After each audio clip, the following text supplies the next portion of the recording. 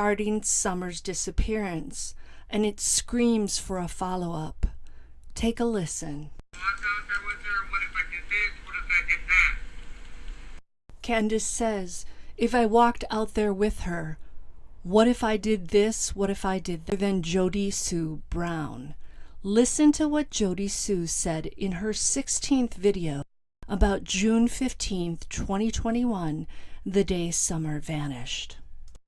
There was a very real reason, several of them why it is that we heard and nobody else did, and maybe why people doubt, or maybe why it wasn't taken as seriously, because everybody's like, but why?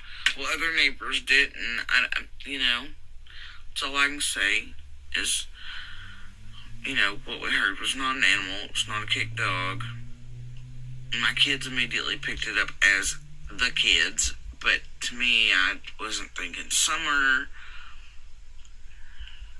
And it's one of the only regrets I think I've ever had in my whole life. And it has been throughout this. I mean, it's like, what if this and what if that? And I'm not a what if person, but I'll tell you with this, I have been what if. And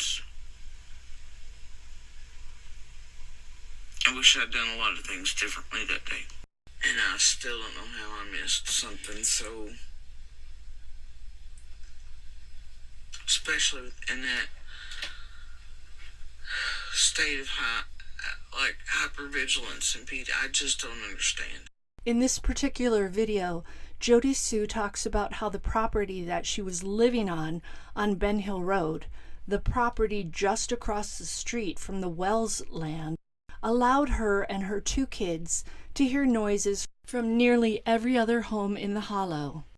Jodisue says it's one of the only regrets I've ever had in my life, but she doesn't really spell out what that regret is. This is another of the critical statements made in this case that's screaming for follow-up. Jodisue, what is your regret about June 15th? If her daughter was told this, did they report it to TPI? Was Andy interrogated? I cannot emphasize enough how serious these allegations are.